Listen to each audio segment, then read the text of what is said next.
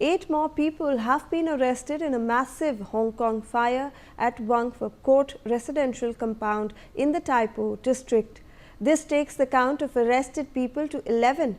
The Independent Commission Against Corruption, or ICAC, in Hong Kong has launched an investigation into possible corruption linked to the building's repair work.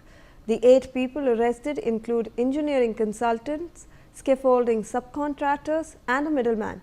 The fire has claimed 128 lives, with as many as 200 still missing.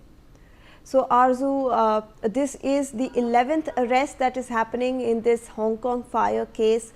We absolutely saw how tragic the entire incident was and what things actually led to this mishap. There were technical errors being conducted on part of those mechanical repair contractors, and hence these 11 arrests have been made, Arzu.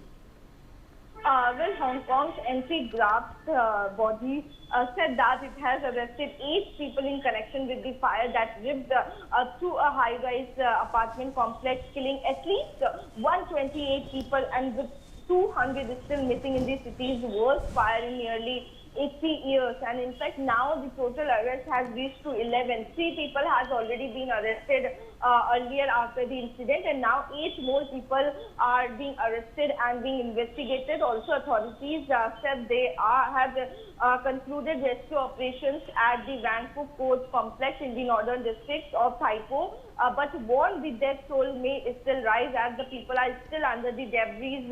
The situation is still,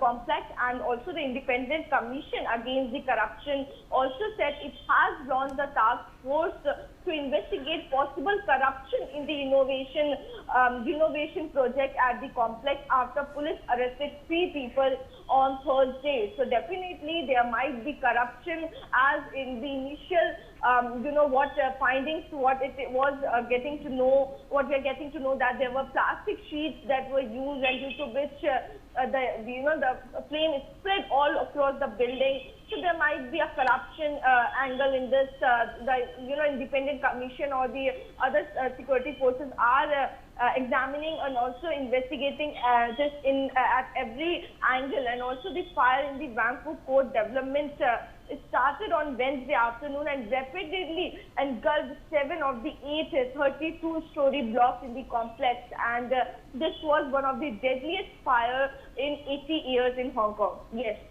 All right. Thank you so much, Arzu, for all those details.